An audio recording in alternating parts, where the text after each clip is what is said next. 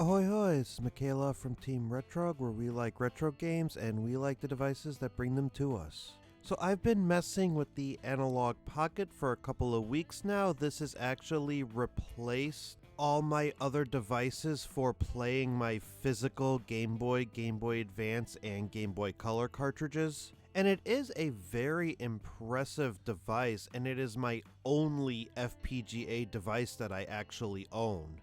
Now, these are very hard to find. They're actually back ordered to 2023. I managed to snag a pretty decent deal for this on Mercari from somebody who just didn't have the time for it anymore. So I only have the device. I don't have any adapters or docks or anything like that. So in this video, I'm going to review this device, just the Analogue Pocket by itself, and I'll briefly talk about the potential for expansion that this device has. However, compared to some of the other retro devices that I own, I've actually found this one is a lot more limited as far as features and just general quality of life improvements that we've come to expect in retro devices in 2022. So we're going to talk about that as well in this video, and hopefully by the end of it you can decide if this is ultimately something you would like in your collection or not. Alright, let's dive in and let's get started. Let's take a minute and jump into Spec Town here. What we have is a 3.5 inch 615 ppi LCD screen capable of 1600 by 1440 resolution.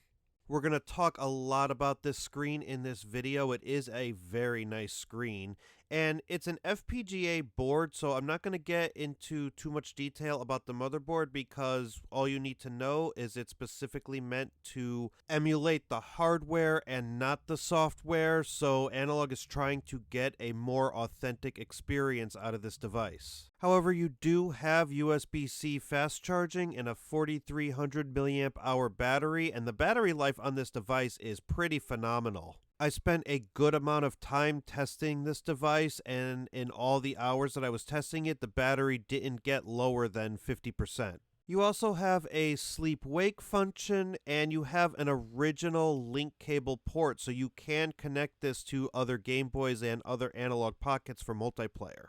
You also have dock and adapter support for Game Gear, Neo Geo, Atari Lynx, all those other handhelds. And you could connect this device to a TV and use a Bluetooth controller, but I don't have access to any of those options, so unfortunately we can't cover those in this video. But the feature is there if you could get your hands on the adapters. So let's compare this to other retro devices that are out there right now. Here is the Miu Mini. And obviously the Miu Mini is a great deal smaller than the Analogue Pocket. It's a lot more travel friendly. But as I said in my Miu Mini review, it does get awful cramped for longer play sessions. However, I do like the screen filters that the Onion OS puts for Game Boy games on the Miu Mini. And that's one aspect in where these other devices shine over the Analogue Pocket. You could see I can try to mess with some of the settings in the Analogue Pocket. It does give you a few options for color filters, but nowhere near what a device running RetroArch or the Gambate emulator would give you. And one thing I've noticed about the Analogue Pocket is because it's FPGA emulation, the Analogue OS is trying to simulate what the system would look like on actual hardware through the Analogue operating system. So if on the Analogue Pocket you choose the DMG filter, it's not just going to change the color to match the original Game Boy, but it's also going to lower the brightness to match the original Game Boy as well. So I generally found that the best video setting was to keep the Analog GB setting and then apply filters to simulate the color. And there are a few color palettes to choose from. You could see me trying to troubleshoot and find a good one here. But ultimately, even though the screen on the Analogue Pocket is beautiful, I just couldn't get it to match the Miu Mini as far as color palettes. It's also worth noting that the Analogue Pocket, while it can play your physical games, is about $230, whereas the Miu Mini is emulation only. However, it is only about $40. So that's also something to take into consideration. Alright, let's compare this to another retro device. Here is the Analogue RG351V. Now, this is a device that you can probably get for about $100 to $130, and it is a lot more readily available than the Analogue Pocket. And this is another emulation-only device. This does not take physical cartridges. But in my opinion, this is the Analogue Pocket's closest rival. The screen is equally beautiful on both of these devices. And the screen on the Analogue RG351V is one of the reasons that I praise this device as a beautiful device to use even in 2022, when it seems like there are more powerful devices starting to hit the market. And because you're using that RetroArch back end, you can go in and you can change the filters in this device just like you could in the Miu Mini. And well, on both of these devices, you can change the screen to look like an original Game Boy. Just like with the Miu Mini, the RG351V is just going to come out a little bit ahead in brightness and color saturation. And again, that's because the Analogue Pocket is trying to look more authentic, while the RG351V is just trying to present a better playing experience for you. Alright, we've got one more device to compare the Analogue Pocket to, and that is an IPS screen modified original Game Boy. And you could find these on eBay for about $100 to $150 depending on the seller. But as you could see here, that IPS screen just shines. I actually got this at 90s Con back in March when it came to my home state. And if you put the Analogue Pocket in Analog GB mode and you change the color palette to mint, you're probably going to get the closest to an IPS modded Game Boy. You could see once I do that, the screen on the Analogue Pocket lights up and it does look really good. However, in my comparison here, the IPS Game Boy screen is just nice and bright. And that's with the contrast turned all the way up. And with the IPS modded Game Boy, you can push in the contrast button to change through various color palettes and color filters. I just like to keep it at cream spinach because that's what the original Game Boy outputted at color-wise. However, some other things to consider: if you get an IPS modded Game Boy, it is a Game Boy, which means that you can only play physical Game Boy carts on it. You cannot play Game Boy Color or Game Boy Advance. Whereas the Analogue Pocket can play all three of those, and with special adapters, you could even go into Game Gear and Neo Geo. So let's get into some gameplay here. We're going to cover Game Boy, Game Boy Color, and Game Boy Advance. And by far, my biggest challenge with this device was regular Game Boy. And that was because, like I said before, I just had a lot of trouble finding a color palette and filter that I really liked. And you do have a few options to choose from. You can go for the original DMG look, but like I said a couple times in this video, this was just a little bit too dark for my taste. You can also simulate an original Game Boy Pocket, which was a little bit nostalgic to me because I had a Game Boy Pocket growing up. I got it as a Christmas gift from my cousin. It was a green model, and that was my preferred way of playing Game Boy games for a long time. You can also simulate a Game Boy Light, which was a Game Boy Pocket that had a backlight. I don't believe these ever came out in the US. And then there's some really weird neon pinball ones if you want to make your Game Boy games look like Virtual Boy games. I didn't particularly like this filter. So ultimately, I settled on using the Analogue GB default filter with the mint color palette. and while it doesn't 100% look like a Game Boy, it was the best color palette that I found worked with this device. And I kinda like it because it reminds me of the Game Boy Pocket that I had growing up, but at the same time, it still keeps a little bit of a green look from the original Game Boy. Now, unfortunately, the Analogue Pocket does not support Super Game Boy enhanced games. Those will just show up in black and white. But supposedly, this feature is coming with a software update. Alright, let's try a Game Boy Color cartridge, and we're gonna go with one of my favorites, the Legend of Zelda Link's Awakening DX. You can't imagine how happy I was when they actually released a color version of this game because I had played the original several times over in my childhood. And Game Boy Color games just look beautiful right out of the gate. You don't need to adjust any settings for Game Boy Color, just leave it at default. You can choose to simulate an original Game Boy Color if you choose, and it will darken the image a little bit. But ultimately, I found that to be unnecessary. The colors just pop on this device, so I would advise for Game Boy Color games, just leave everything at default and just enjoy gaming. Alright, let's take a look at Game Boy Advance. Unfortunately, I only have a couple of Game Boy Advance games in my collection, so we're gonna go with Pokemon Ruby for this one. Now, you are going to get the native aspect ratio for Game Boy Advance, so there are going to be black bars in the top and bottom of the screen.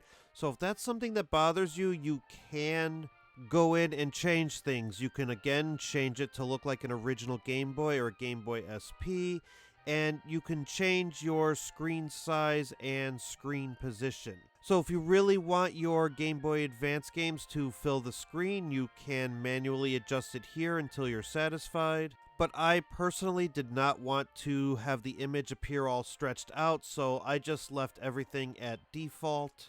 And for Game Boy Advance, I would recommend the exact same thing that I recommend for Game Boy Color. As long as you're okay with the black bars at the top and bottom of the screen, leave everything at default and keep it on Analog GB, and your Game Boy Advance games are just gonna pop. And that is one real positive I have about this device. If you have a physical collection of Game Boy Color, and Game Boy Advance games, they do look absolutely gorgeous on this device. And sometimes it's nice to have a device where you just plug a game in and you turn it on and you play. You don't have to tinker or modify it in any way, shape, or form.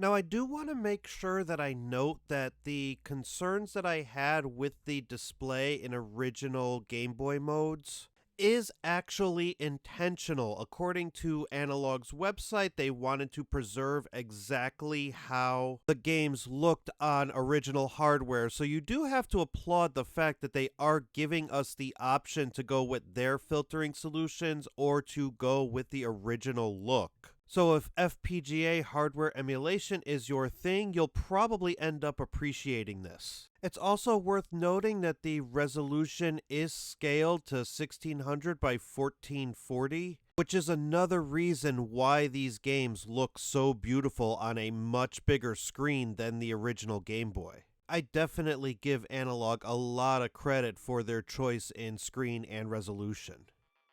Now, the Analogue operating system is limited, but let's take a look at some of the stuff you can do. There is a beta quick save and load feature that gives you limited support for save states, and you can also choose to boot right into a cartridge if you so choose instead of going into the menu. But other than those two features and your video and audio settings, there is very little in this operating system. So if you want to do a save state, all you have to do is hold the analog button and press up and it will save your state. And then in order to load that state, hold the analog button and press down.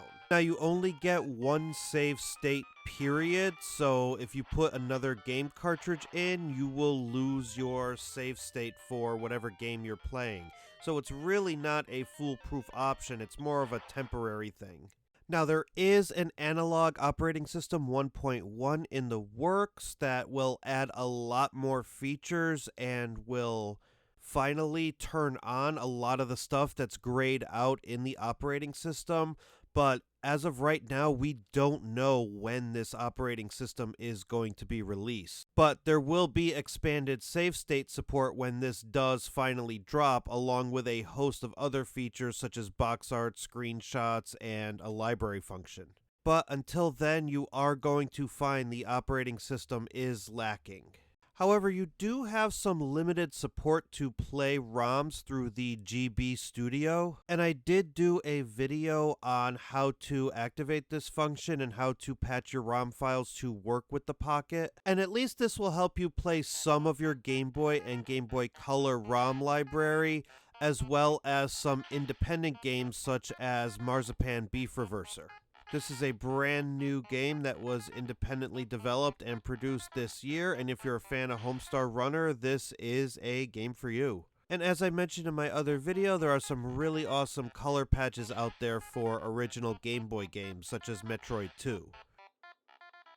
Alright, let's jump into Commendations and Condemnations. We'll start first with Commendations. I've said it all through the video, but the screen really is beautiful, as is the build quality. This is a very well-built device, to the point where I would prefer to play my original Game Boy cartridges on this than on any of my other devices. It looks good, it feels good, it's a premium built product, and I have to commend Analogue for that.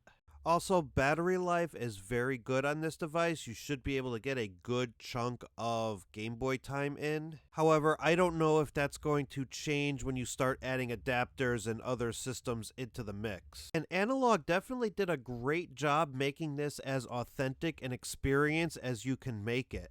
Right up to the part where they included an original link cable port, so this legitimately can replace an original Game Boy in all aspects.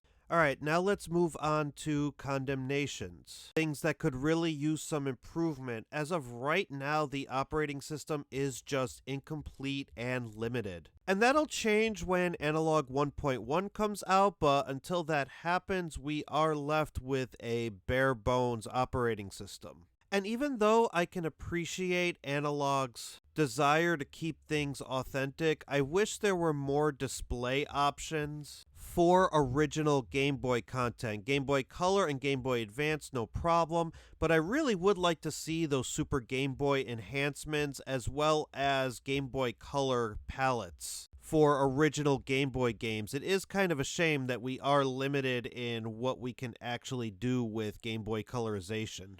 There's also very limited save state support. You only get one save state period, and I just wish I had more. And you can't back up your game saves either. Everything is still saved on the cartridge, just like in the days of yore. And the price and availability for this are both kind of unreasonable at the moment.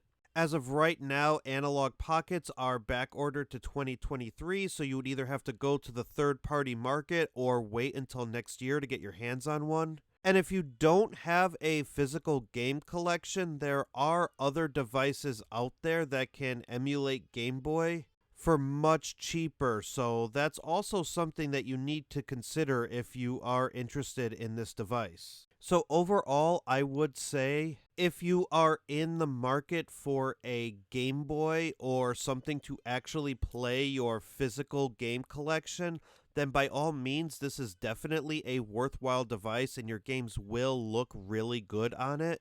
However, if you are on a budget, do not have a physical game collection, but you do have a ROM collection, and are not interested in FPGA emulation in any way, shape, or form, you just want to play your games, then I would say maybe give this one a skip and go for something like the Miu Mini or the RG351V instead. Or if you really want to be authentic, you can hit up eBay for an IPS modded Game Boy console.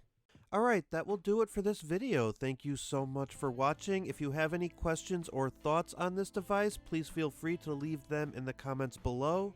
Is this a device that you feel is worth waiting for, or are you looking into other options instead? And feel free to continue the conversation in the Budget Aquaman Discord. Link to that Discord server is in the video description. Again, thank you for watching, and if this video was helpful to you in any way, please be sure to like and subscribe. Until next time, bye for now, and don't stop believing.